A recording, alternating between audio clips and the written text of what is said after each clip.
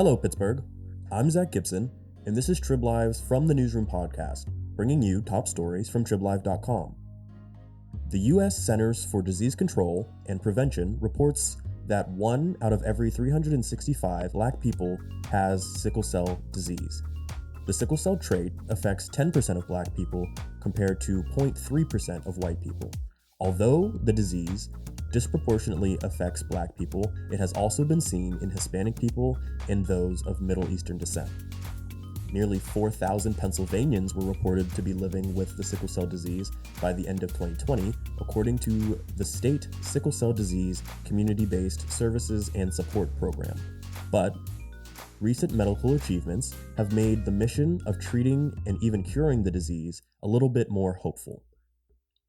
Shaylah Brown brings a look inside the experience of a Pittsburgh family's routine, living with the effects of sickle cell disease, the hope of a new treatment, and the barriers many will face while pursuing these new treatments. Hi, Shaylah. Hi, good to be here. Nice to have you on. So, let's get right into it. I want you to do me a favor and introduce this family that is the focal family in your story. Yes, so I had the opportunity to visit and get to shadow the Nekemikolam family, and they're a family of 5 that they live in New Kensington, and their 7-year-old daughter Esther has sickle cell anemia, which is one of the more severe cases of sickle cell disease. The youngest daughter Priscilla, who is 3, also has sickle cell disease. The mom has sickle cell disease. The oldest daughter and the father has the sickle cell trait. So they're a family that's really been impacted by sickle cell disease, and I was able to understand how they live their day to day and what it's like for them. Okay. Now, you mentioned the sickle cell trait, which is a condition where a person inherits that sickle cell gene and one normal hemoglobin gene, usually from just one parent, and people with this trait usually don't exhibit any types of symptoms like they would if they had both and had the disease. Right. So the sickle cell trait and disease are inherited, like you said, and they're diagnosed at birth. So when you have the sickle cell trait, you have one copy of the sickle cell gene, not 2. And so with the sickle cell trait, it does not develop into the sickle cell gene, but you can still pass the trait down. Okay. So, as you mentioned, this touches the entire household. Now, I personally have had family members and even siblings that carry this sickle cell trait, and as so with me, I'm sure with them, it seems to be an extremely present part of their family's lives. Even in the photos in your story, we see a piece of their routine as Esther receives a blood transfusion at UPMC Children's Hospital. Can you tell me about that visit? Esther is 7 years old. She's in the 1st grade, and every month she receives a blood transfusion. And this is because it reduces her risk of stroke, which for young children, they have a high risk of stroke because the large blood velocity in the brain, which tells the brain that it's in a moment of stress and it would cause a stroke. When I went with her for her blood transfusion at UPMC, it was a very interesting experience because in general, you're in a children's hospital and seeing children in this place where, you don't initially hope to see them, you hope to just see them having fun and playing, obviously. But there, she was so brave, and to see her be so used to something like getting this transfusion, and she has to have blood draws prior to the actual transfusion taking place. So it's a lot of, pricking her, and, she's staying so calm. So it was really this reminder that, she's going through this thing, but she's still handling it with so much bravery and so much triumph. So for her, during the process, she was playing with kinetic sand and drawing and watching a Little Mermaid show. But it made me think that, a lot of times what we think, especially as technology, it's really a form of escapism for children that are dealing with these types of things. Okay. Now, as you noted, I'm sure it must have been a very interesting and in some ways sobering situation to walk into from a reporter's perspective. I know we're always supposed to be cautious of the situation because we never know. Sometimes we know that a situation can hold a lot of tension. There could be a lot of a traumatic event that took place or a very serious situation that was being unfolded that we are being tasked with gathering information on. Right. So in this situation, as a reporter, what was your mindset going into a hospital like this to gain information? Right. Well, for me, like you said, sickle cell is a very traumatic disease in general. That's just what it is. And so going into the situation, I knew that I had to definitely handle it with care. Whatever she didn't want to do, or if we were told, no, don't approach right now, or don't ask any more questions, I was very sensitive to that because this is a sensitive situation.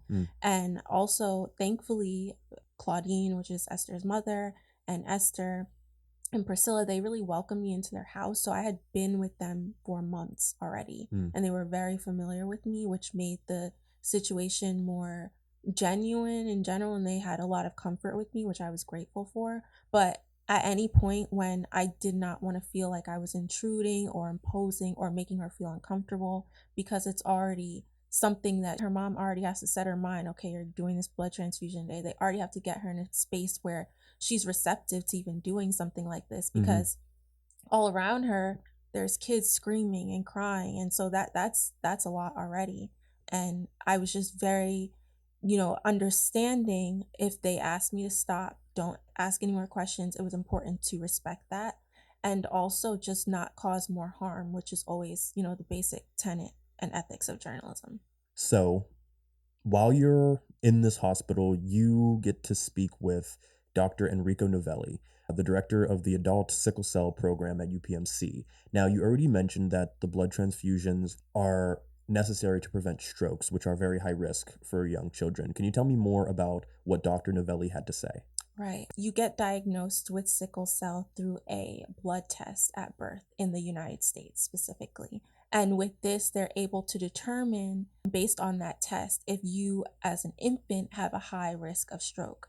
And so prior to this test, children were having these strokes and really having long-term damage because of that. And they found, through research and obviously just over time, that providing these blood transfusions reduce the risk of stroke. So they've been able to prevent strokes now by 90% because of this new treatment. Well, new in terms of the time span. But what is also interesting is that for Esther, before the transfusion, there's so many steps. They had to test her blood, and when they were pulling the blood, she was clotting. And so it took a long time for them to actually start the transfusion. And then they're manually removing the sickle cell blood. And based on her blood work that was done prior, they can see how much of the quote unquote normal blood they can give to her. It is a very interesting process because the blood velocity in the brain, if it's too high, that tells your body that you're under stress, which can cause a stroke. And so in the past, there were so many complications because of that. Okay. Now, for some of our listeners who aren't as readily familiar with the subject, can you give me a brief overview of sickle cell disease and what that means when you're living with it? Right. So, yes, sickle cell is a very traumatic disease. It's something that is inherited. And usually what happens is that one person with the sickle cell disease has come together with one person that also has the disease, or one person that has the trait. When two people that have the disease, they pass down the disease fully. When one person that has the disease or trait, they pass down, they have a 50% of passing down the disease or a 50% of passing down the trait. And so when the disease is passed down, it affects your red blood cells. So the red blood cells are normally round and flexible and, flow through your body naturally, normally. And when you have sickle cell, the red blood cell is a C-shape crescent, and it's also rigid. It's not flexible. So what happens is, as your blood is flowing, the sickle cells, they cluster up, they get stuck together, and they block blood flow and oxygen to other parts of your body. That's called a vaso-occlusive crisis. And so when that happens, there's an extreme amount of pain, you can have acute chest syndrome. You could also have vomiting. It can cause damage to your organs, your tissues, your lungs. It's actually very harmful to the body. And because of this, a lot of times where the pain starts because of the lack of blood flow and oxygen, you'll be in this extreme types of pain where someone has described it as the feeling of like glass in their body, like sharp glass in their body, or the feeling of like worse than getting shot, which that is how some people have described it. But with that, the pain is so severe that it's often, you have to go to the emergency room, and they'll use medications like morphine or opioids because that's how severe the pain is. So a lot of times people with sickle cell are in constant chronic pain. Like when they wake up to when they go to bed, it's every single day. It's a very rigorous disease that people live with every day, and it causes extreme exhaustion. Well, speaking of living with the disease every day, you got to speak with Claudine, Esther's mother, over the course of your information gathering, and she talked about her perspective on her family's perseverance in their day-to-day living with sickle cell disease. Can you tell me about that conversation? I think what's interesting is sickle cell is an invisible disease. Though it's so traumatic, it is invisible. You're not going to be able to tell, oh, this person has sickle cell disease. So from the surface, they seem like a, quote unquote regular family. They're just going to school, going to work, playing after school, stuff like that. But what's interesting is that Claudine, who is Esther and Priscilla's mom, she grew up in Jamaica in the Caribbean. So she was living in a higher altitude and had frequent crises. So she understands what that pain is like. Thankfully, Esther and Priscilla have not had to endure that. But because of the treatments and just the idea of being aware of their bodies, she's been able to allow them to know, oh, when they need to drink more water, or when they need to sit down. I think there's a lot of awareness that she's brought as someone that's dealt with the disease so impactfully. And then also, Esther is extremely interactive, and she's very talkative, and she's doing extremely well in school, and she's always making the honor roll. And for a lot of children with sickle cell, they may have learning delays because of all that comes with sickle cell disease. So being able to see them persevere, like you said, and see them really be triumphant despite this disease was so inspiring and motivational. In your story, a quote from Claudine is, overall, my family has been doing well living with sickle cell. Esther has been followed by a health practitioner since birth, and as she grows, information about her sickle cell is gradually given to her, referencing the practitioner. Can you tell me why this is not an uncommon situation for people living with sickle cell anemia, and it's recommended that health practitioners be more closely involved when this is a day-to-day living situation? Because sickle cell has so many impacts and can actually have so many complications. It's because you're diagnosed at birth, and for Esther, because she has the more severe version of the disease, it's important for her to be monitored constantly by doctors. Also, with sickle cell anemia, you are anemic as well. So you have lower amounts of iron. With that, there are like iron infusions, but you don't want to overload your body with iron. So even for Esther, she understands like she can't eat foods with a lot of iron because that can cause her body, harm. So I think as she grows, her mom is very thoughtfully giving her information about her disease that is appropriate for her age, but it's also just something that's a part of her life. She doesn't know a life without sickle cell. You gave us a pretty in-depth description of crises in relation to sickle cell disease. Now, the children in this family have avoided crises, but they are sensitive to viral and bacterial infections, which have caused them to be hospitalized frequently. Is this a common side effect that is just added to the possibilities of living with sickle cell? A lot of times your body is more sensitive and you have a more visceral immune response to certain things. And so I believe that is what makes them more susceptible to viral infections, bacterial infections, and other things that might not affect someone without sickle cell as much. They're more impacted by that. One thing that I noticed is there's still a lot of research that can be done into understanding the long-term effects of having sickle cell. Even, through some of the things that I read and looked at, people with sickle cell tend to have a shorter lifespan just because there's so much that goes along with having sickle cell. And I personally think, based on all that I've read, because it is a disease that tends to affect minorities, there's still not a lot of information about it. Mm-hmm. Okay.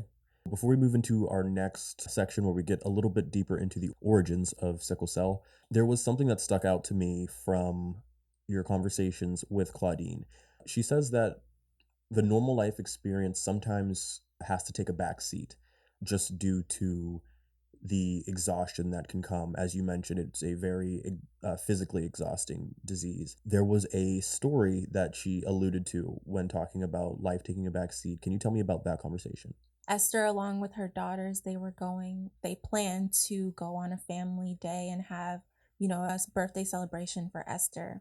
But because Claudine, she works about 60 hours a week between her job and also entrepreneurship as a real estate agent, she just found herself completely exhausted because of the disease and just also because of the workload. Her oldest daughter is 18. And so she asked her daughter instead to go with Esther and Esther's best friend to a trampoline party for her. It was interesting because you can take for granted just the ability to go out and enjoy yourself. And when I heard Claudine speak and say, how exhausted this disease makes her, where some days all she can do is come home and go straight to bed. It's really sobering as to how they have to navigate each day. Let's move on a little bit from the family and discuss sickle cell. Can you tell me a little bit about sickle cell disease's origins?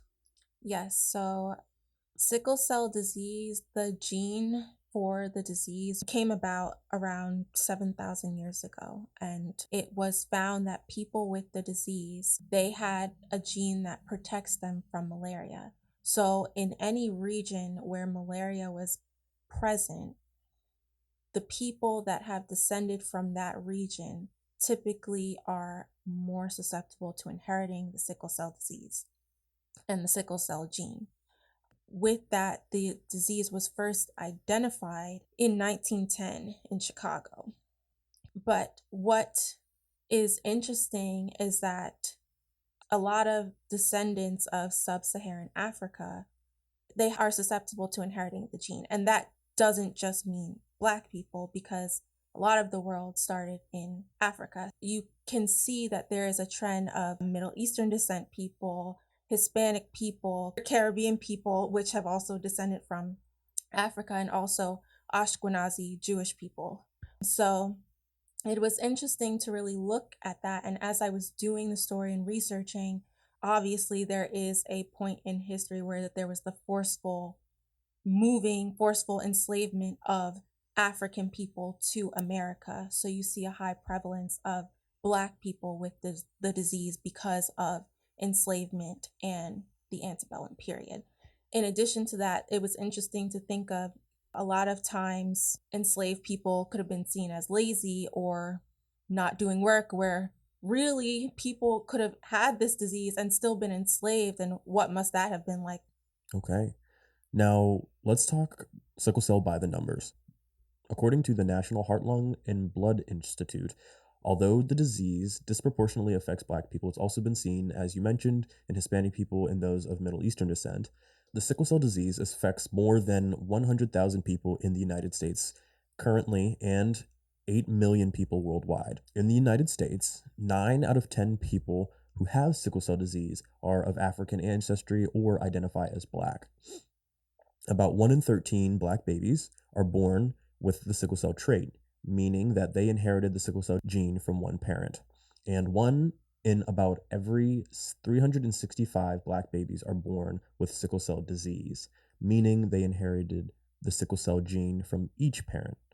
Now, that last stat, 1 in every 365, seems like a very high ratio. I know 1 in 13 is even higher, but both numbers are seemingly incredibly high. Mm. With regard to Pennsylvania, nearly 4,000 Pennsylvanians were reported to be living with sickle cell disease by the end of 2020, according to the state sickle cell disease community-based services and support program, and there are an estimated 500 people affected by sickle cell disease in Allegheny County.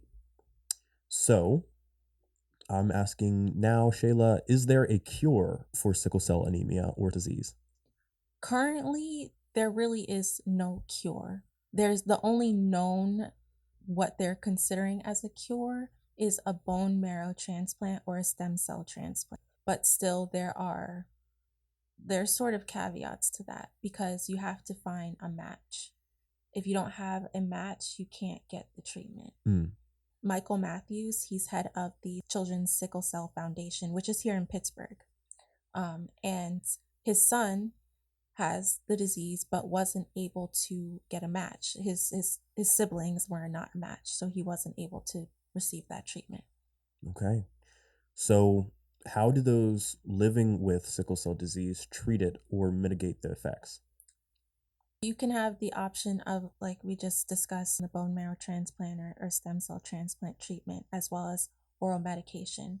Those are the two most effective things right now. And what I heard when speaking with parents is it's very difficult to watch their children go through crises or go through like extreme amounts of exhaustion and pain. A lot of them have more holistic remedies like self-care, like Epsom salt baths or heating pads, like to just make sure their body is comfortable. Also, there's a big awareness, which I thought was very interesting, of people with sickle cell in their bodies. So understanding if it's too hot out, they can't go outside or play. Or if they need water, like they need to take that time and sit down and just, take a beat. But it was interesting to see that there's a lot of like holistic mental wellness and self-care associated with this disease that helps mitigate some of its effects. A lot of it can also be brought on by stress. So if the body's under stress, if you're under stress, it's likely that you're more susceptible to having a crisis. A large part of your story and something we're here to talk about today is a breakthrough in treatments. Can you tell me about this new medical breakthrough? Right. So in 2023, the FDA approved the one-time gene therapy treatment of Casgevy and Lifigenia, which are a gene therapy treatment. So with Casgevy, your body starts recreating the fetal hemoglobin. Okay. So after infancy, the fetal hemoglobin, it stops being produced, but the gene therapy allows the body to start recreating that fetal hemoglobin. And what it does is the hope that your body will start producing non-sickle genes and then sort of mimic that gene so that it's no longer producing sickle genes. And then for Lifigenia, it introduces a healthy beta globin chain, which also allows the body to produce healthy hemoglobin. Okay. So both of these are one-time gene therapy treatments that use the individual's blood cells to help produce healthy non-sickled cells, is the hope. Now, a patient must receive a high dose of chemotherapy before the treatment because it erases all of the sickle cell's genes or the mutated hemoglobin that was produced since the fetal hemoglobin. According to Yale Medicine, this is, as you said, to the hope that once the treatment is given, the new, healthier fetal hemoglobin would take precedence and would help the body to consistently produce the non-sickled shaped cells. You spoke with Claudine about the possibility of these treatments. What did she have to say? She was open to them. Thankfully, her daughters are still young enough where she has time to consider it. The requirement for both treatments is that the patient be age 12, but additionally, the requirements are also that the patient has to have frequent crises and life-threatening complications with the disease to be considered for it because it is such an invasive therapy and something that you have to really commit to, especially with the chemotherapy. Okay. Now, this is a complication for this family, mainly because, as we already talked about, the children haven't really had intense crises to this point. Now, obviously, for your livelihood, that's a good thing. But when it comes to becoming a candidate or having access to these treatments, it becomes a barrier. Obviously, even in just talking about the way the treatment works, I've recognized some barriers that many patients may encounter. And another very big one for people living in Pittsburgh, the treatments aren't being offered here yet. So, what can you tell me about where these treatments are currently available, and what about Allegheny Health Network and UPMC possibly providing these treatments in the future? But it is great that Claudine's daughters have not experienced, any frequent crises. But for other families that, really do want to be considered for this treatment, it can be a barrier because, for one, the treatment alone costs about $2 to $3 million. So already that can be an economic barrier. Additionally, there's also barriers of access in terms of it not being offered where that family may be, like in Pittsburgh. So the treatment is offered in larger cities. Pittsburgh has a smaller population and therefore a smaller Black population. It's offered in a lot of cities where you see a large population, which would then mean that there is a higher probability of people being affected by sickle cell disease in general. So it's offered in places like Philadelphia, in Ohio at the Cleveland Clinic, as well as in Columbus, Ohio. So what I can envision being done is that there could be either healthcare providers or healthcare insurances offering it to be completely covered, like Blue Cross Blue Shield, if the patient is able to get the treatment, or I could foresee some type of sponsorship being done for a patient to receive the treatment. Now, in your story, you tell us that Allegheny Health Network doesn't have a timetable for when the treatments would be available locally, and UPMC said while it's exploring options, it doesn't yet offer the gene therapy because it's so new. This therapy was just approved in late 2023, less than 2 years. And according to Biopharma Drive, while there have been several dozen people that started the process for these gene therapies, which we know includes intense chemotherapy, as of December 2024, only 2 had gotten to the point of the infusion.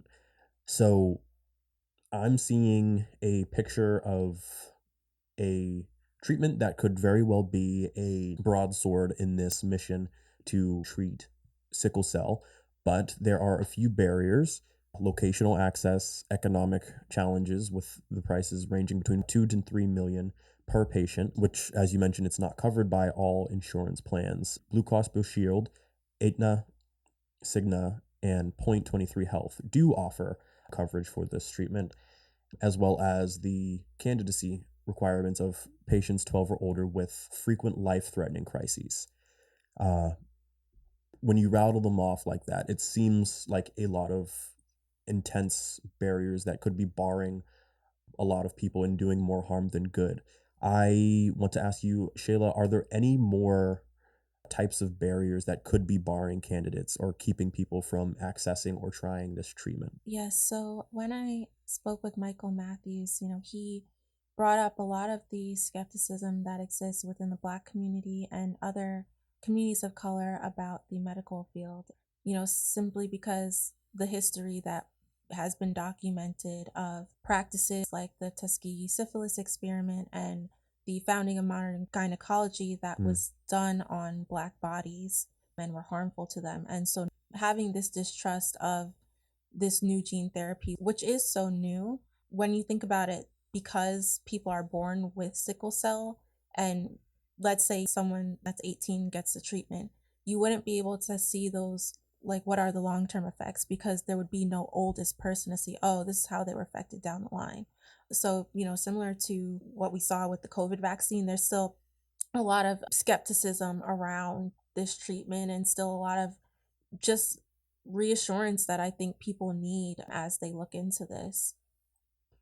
This part of the conversation comes at a very interesting time in America's national conversation. We have a new administration in Washington, and even in recent years leading up to this administration, skepticism around medical practices have been a very popular and growing conversation. And I myself, growing up, learning about stories like the Tuskegee experiments and Henrietta Lacks, I do see the avenues for how skepticism for these types of treatments and practices can grow. And we're seeing the effects of that skepticism here, even through UPMC, when they're citing that the gene therapy is so new, they just aren't sure how to go about offering these treatments or when they will offer them here in Pittsburgh. So we've laid out these barriers. We've laid out the treatments and the potential good that they could do. So in the event that patients start to receive these treatments, the hope is that there will be sweeping progress made when it comes to treating and possibly even someday curing sickle cell disease. What else do you have for us in terms of the sentiment or the hopes to be able to resolve this disease? Right. So what I have found through my research and just speaking with people like Dr. Novelli is there's a lot of optimism right now about the treatments and developing a long-term cure for sickle cell disease. The disease is global, so there are a lot of other countries as well, like India, that are making progress towards creating a better quality of life for people living with sickle cell disease. Additionally, there is a push for universal blood testing. Like I said, that blood testing that identifies that infants have sickle cell disease at birth is only done majorly in the US. It's not done in every country.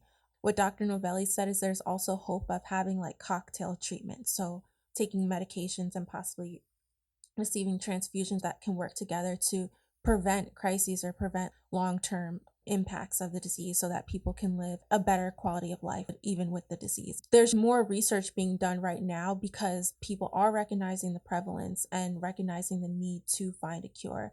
I think the one thing that may be a barrier is that if you don't know you have the trait, like for Esther's father, he didn't know he had the trait before they had Esther and Priscilla. So they weren't aware of the probability of passing down the disease. And so I think at that point it becomes, you have to have that awareness even when family planning, and in a lot of ways the government nor countries can regulate that type of thing.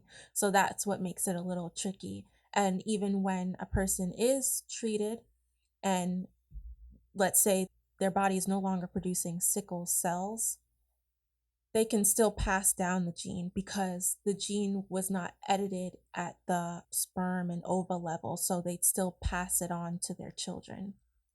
In regards to the possibility of developing a cure, Dr. Novelli said that there's some countries and researchers that are really trying to be ambitious of finding a cure within the next 20 years. For me, in writing this story, I really wanted to look at, a timeline. And so looking at Esther, who is now 7, and the possibility of a cure within 20 to 25 years, she could be, by the time she's 30, already have a cure and a treatment for this disease that she's dealing with now. And I thought that would be a really impactful way to move through the story and end on that note. Well, Shaylah, thanks for taking some time out of your day to bring us this informative story. I look forward to having you back here soon. Thanks for joining.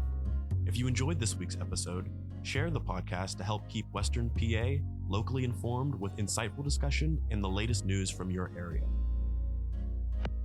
It's an easy way to spread the word, and it helps our podcast reach more people like you. Don't forget to follow us on Spotify and turn on episode notifications so you never miss new content. Once again, I'm Zach Gibson, and this is From the Newsroom.